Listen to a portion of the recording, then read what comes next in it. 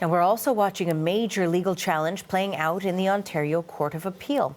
A group of young activists are once again trying to have a court declare part of Ontario's environmental plan as unconstitutional. The activists lost their case last year and are now appealing. The CBC's Megan Fitzpatrick is joining us with more on this story. The group first launched the challenge in 2019. The Ontario government tried to get it thrown out. They lost that bid.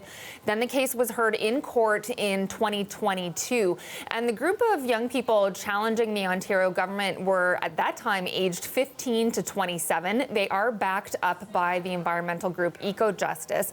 And they're challenging Ontario's targets for reducing greenhouse gas emissions. When Premier Doug Ford was elected and his government came in, they scrapped the previous plan, brought in their own targets, their own plan. And this group of young people argues that new target that was set was too weak, that it was not based on scientific evidence, and that it was unconstitutional. So they took the government to court, arguing that their rights under the Charter of Rights and Freedoms were being violated, specifically sections 7 and 15. And they argued that the government was facilitating a dangerous level of greenhouse gas emissions that would lead to catastrophic consequences of climate change, and that those consequences have a disproportionate impact on young people and on Indigenous people in Ontario, thereby violating their charter rights. So both sides argued their cases in that lower court, and the decision came out in 2023, and the judge said in her ruling that it would be difficult not to be sympathetic with these young people and their concerns for their future, but that she didn't find any violations of their charter rights. Now, the group didn't stop after that, though, Arthi. They challenged that ruling. They have brought it to the Court of Appeal, and they're asking the Court of Appeal to dismiss that lower argument and to reverse it.